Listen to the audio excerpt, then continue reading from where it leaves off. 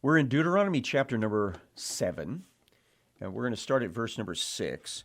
God has just told the Israelis through Moses, this is Moses' final address to the Israeli people before they go into the promised land in a few more months, that when they get into the promised land, they are to be exclusively devoted to God, no other gods and goddesses whatsoever.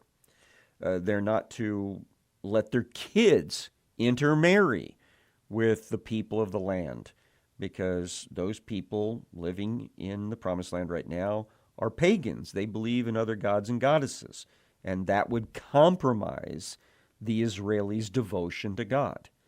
They are to eradicate every single pagan worship site that they come across as they start occupying the promised land, because no Israeli should take any interest whatsoever in worshiping another god or goddess.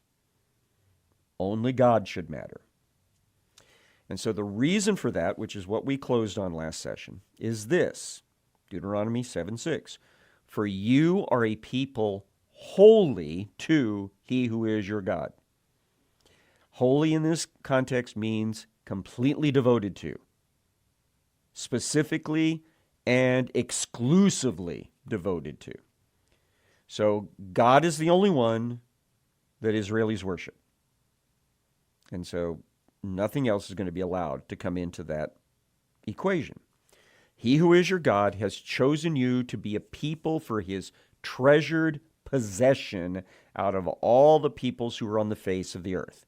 Now, I've been teaching you the Hebrew word here is, the best I can pronounce it, segula. Segula. It means the thing you value the most. I like to say, if your house is on fire and you can only grab one thing out of it, that is your segula. That's the thing you put the most value on. Well, that's the way that the Israeli people are for God.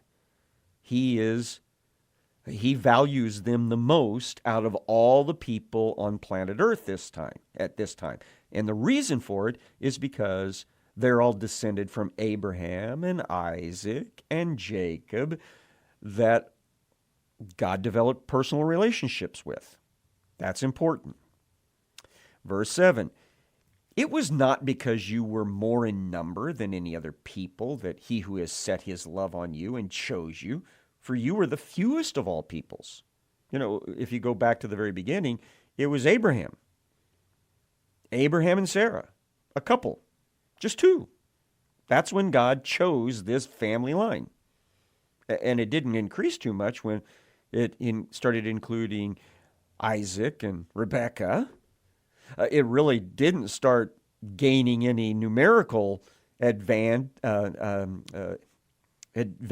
until we end up with Jacob and Leah and Rachel and their two maids and 12 kids, 12 boys and one named girl. So God says, you weren't chosen to be my segula because there were tons of you. No. But, verse 8, it was because he who is loves you and is keeping the oath that he swore to your fathers, that he who is has brought you out with a mighty hand and redeemed you from the house of slavery, from the hand of Pharaoh, king of Egypt. It's because God is committed to you. The word love here is not an emotional word. It has some emotional overtones to it, I suppose. But it's mostly the idea of commitment. And so God is committed to keeping the promise that he made to Abraham. In your seed, Abraham, all the nations of the earth are going to be blessed. That's the most significant statement of God's commitment to Abraham. And Paul actually addresses the wording when he's writing Galatians chapter 3 and says that seed, singular, is all about Jesus. It's all about the Messiah who will come and be the mechanism by which everybody, regardless of their ethnicity, can have a mechanism of salvation, a mechanism of coming under the love of God. But for the purposes of the Israelis that Moses is addressing here, they needed to be reminded, you are the beloved of God because of your great, great, great, great, many times great-grandfather. That's how you got out of Egypt, because of promises made and promises kept. Verse number 9. Know, therefore, that he who is your God is God, the faithful God who keeps covenant and steadfast love with those who love him and keep his commandments to 1,000 generations. I think this is like the third or fourth time that God has introduced himself or reintroduced himself along these lines, that he is the God who loves those that are in commitment to him, in covenant relationship with him. And he keeps that love going perpetually in those lines of commitment. But we also have the judgment side, the justice side. Verse 10, and repays to their face, meaning makes it clear why it's happening. Repays to their face those who hate him. So hate is the opposite of love, and so I've tried to teach you that love is all about commitment. So hate is about non-commitment. So he repays to their face those who are not committed to him by destroying them. He will not be slack with one who hates him. He will repay him to his face. So God is dealing out justice against the Canaanites. They have had many hundreds of years of opportunity to repent. And instead, they've become more and more sinful. And so the time of judgment has arrived for the Canaanites, and the Israelis are going to be used by God as a mechanism or as a tool in meting out that justice. But the warning is always there. That is, if you throw the covenant off, if you blow off this relationship, you also will come under such a judgment in the future. So verse 11 says, you shall therefore be careful to do the commandment and the statutes and the rules that I command to you today. And because you listen to these rules and keep and do them, he who is your God will keep with you the covenant and the chesed, the steadfast love, that's more of the emotional word. God likes us. He wants what's best for us, right? He will keep with you the covenant and the steadfast love that he swore to your fathers. He will love you, bless you, and multiply you. He will also bless the fruit of your womb. So that's your kids, your grandkids. And the fruit of your ground, your grain, your wine, your oil, the increase of your herds and the young of your flock in the land that he swore to your fathers to give you. So that's your material prosperity. So God is promising both ethnic, that is your family line, and material prosperity if you will just live according to the covenant. That's what he's telling the Israeli people. It is it's an arrangement. It is a bargain. It is a deal that he is offering to them. You shall be blessed above all peoples. So all the other ethnic groups are going to be less blessed because they're not in the same relationship with God. Listen to some of the specifics here. This is the ideal. The reality, unfortunately, is impacted by the failure of the generations of Israel after this that don't keep the covenant. There shall not be male or female barren among you or among your livestock. So you're not going to have a problem with having kids or your animals having babies. He who is will take away from you all the sickness and none of the evil diseases of Egypt, which you knew, will he afflict on you, but he will lay them on all those who hate you. So they're going to be healthy, while those that are their enemies are going to end up being under the judgment of God and have some of these same plagues. Verse 16, he shall consume all the peoples, you shall consume all the peoples that he who is your God will give over to you. Your eye shall not pity them, neither shall you serve their gods, for that would be a snare to you. So this is the reminder that when you go into the land, you don't make deals with the Canaanites. They are on God's hit list. So you follow through with what God directs you in accordance with it. You don't make deals with them. You don't intermarry with them. And anything that they've been using for worship, you destroy. Because if you don't do that, it's going to be an opportunity for you to engage in sin. It'll become, the Greek word is scandalon. Scandalon is the little trigger on any type of trap. I always like to use the mouse trap because most people recognize that right off the bat. That little thing that you put the bait on, and then you use it to kind of set the bar in place. That's the scandalon on the trap. And so it's what gets you in trouble. If the Israelis leave pagan people and pagan things in place, they will be a trap opportunity for themselves and for those that follow. Verse 17. If you say in your heart, oh, these nations are greater than I, how can I dispossess them? So that's kind of what happened, 38 and a half years earlier, whenever they got the 10 bad spy reports and rebelled against going into the Promised Land. God says, you shall not be afraid of them, for you shall remember what he who is your God did to Pharaoh and all Egypt. The great trials that your eyes saw, the signs and the wonders, the mighty hand, the outstretched arm by which he who is your God brought you out.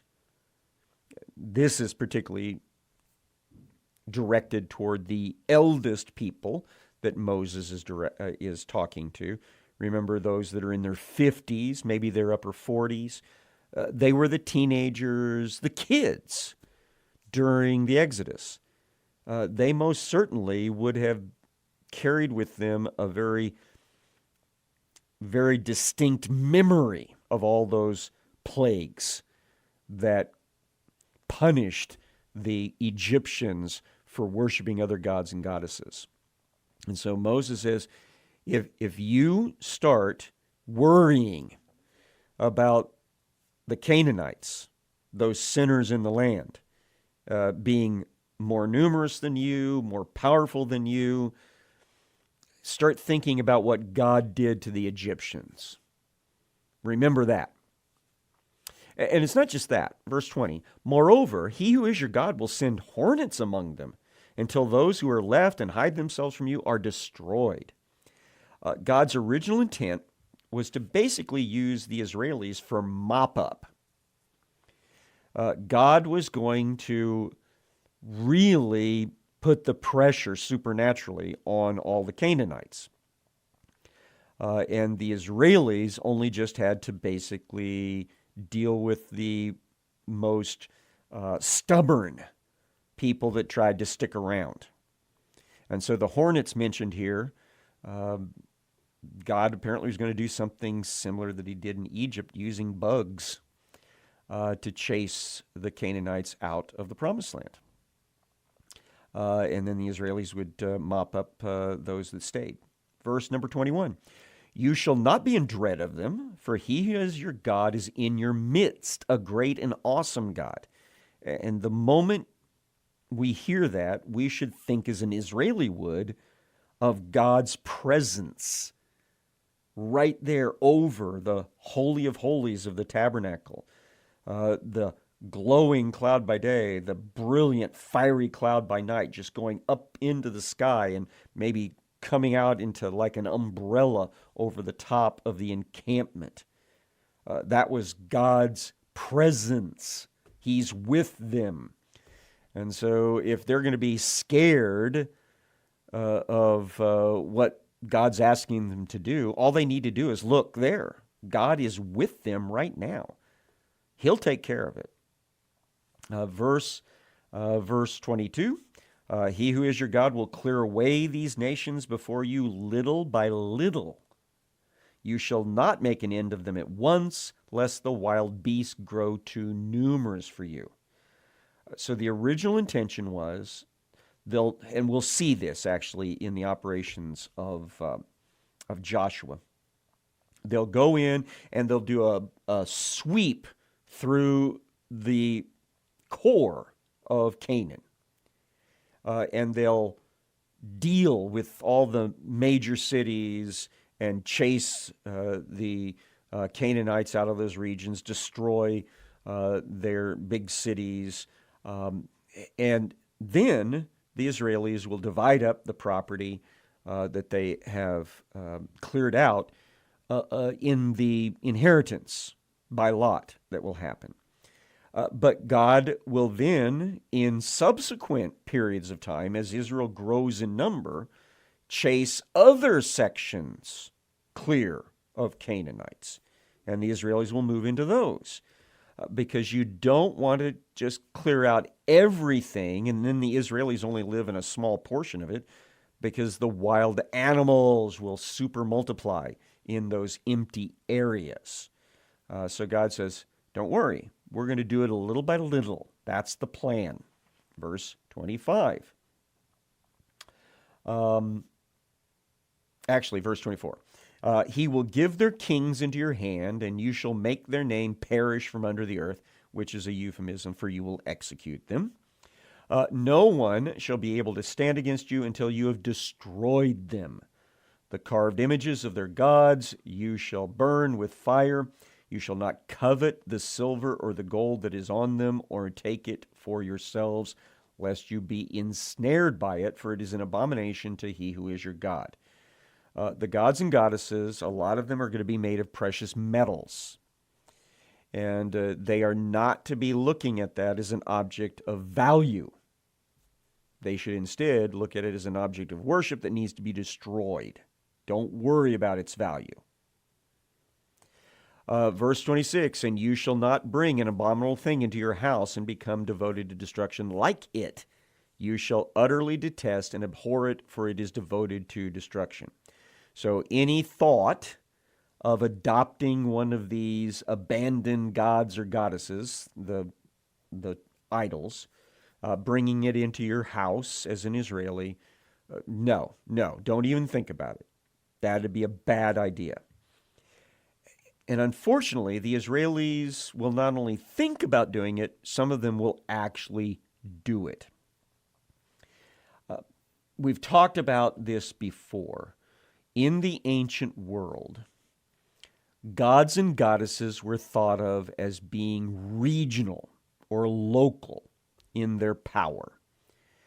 And so if you had an idol, say an idol of Baal, that you picked up at, let's just say at Jerusalem.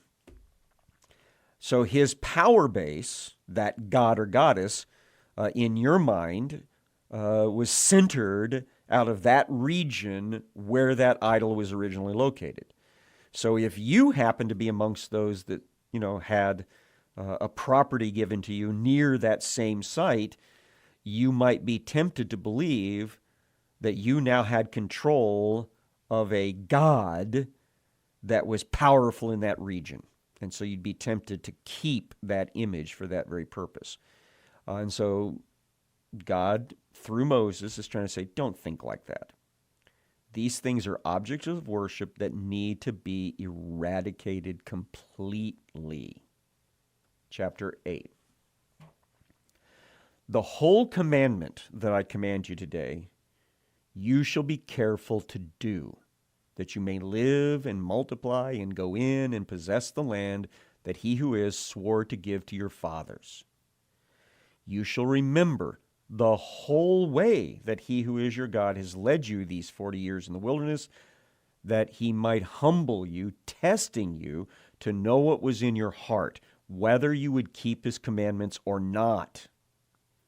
So the wilderness experience was also a testing time.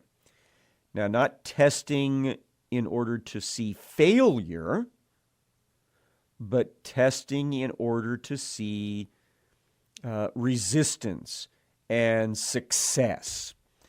The word testing in a lot of our Bible contexts had the idea of putting something under heat or under some sort of stress to verify that it was real. For example, in the ancient world, particularly closer to the New Testament than the Old Testament, counterfeiting happened. People would take slugs of cheap coinage, maybe copper, maybe even lead, and then they would coat it with a very thin veneer of gold or silver, and then they would try to pass it off as a much more valuable coin. And so the way you tested that coin is you grabbed your knife and you sliced down through the top layer to see if that gold or that silver went all the way down. So that was called testing. It was to verify that it was real. When you wanted to make pure gold or pure silver, you put it under high heat to get any slag off of it, to make sure that what was left was real. And so that's kind of what was happening in the wilderness experience. God was putting the Israelis to test, putting pressure on them. The word humble here has the idea of pushing pressure down on someone. Was to verify that the generation that was going to go into the promised land was real in their commitment to God. Will you or will you not do as God told you to do? Now, verse 3 gets quoted by Jesus in his temptation period in front of Satan because it was applicable to how Satan was testing him, tempting him. And Satan, when he tempts people, he tempts them to try to break them, to prove that they aren't real, that they aren't fully committed to God. And so after Jesus has gone 40 days without any food, he's hungry, of course, very weak. I mean, his body is starting to eat up all of its muscle reserves because it's already burned up all the fat reserves. And so he is tempted by Satan to just turn stones into bread and start munching on them, right? And verse number 3, this is where Jesus quotes from. He humbled you and let you hunger and fed you with manna, which you did not know. So God put them out in the middle of nowhere where they didn't have regular supplies of food so that they would run out of supplies and would be hungry. And then God provided the what's it, the manna, the what is this, to feed them. Why? He did this so that you might know that man does not live by bread alone, but by every word that comes from the mouth of God. So it's not the daily bread that God was providing that was the main point. That was, yes, very helpful. It was very pragmatic for the Israeli people, but the bigger lesson was trusting God. not just simply in providing daily bread, which that becomes part of the Lord's Prayer in the New Testament, give us this day our daily bread. It is tell us what to do day by day and we'll do it. That's what we're supposed to learn from that. That's what the Israelis were supposed to learn from this. Verse number 4, your clothing didn't wear out on you. Your foot did not swell these 40 years. So God was providing, even for the rebel generation, everything they needed to have a decent life.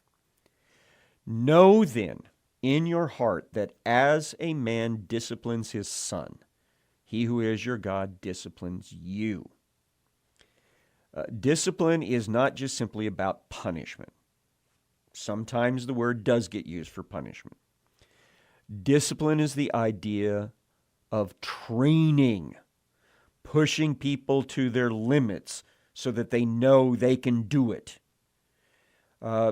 Having people learn how to do things the right way, the most efficient way, the best way. That's discipline.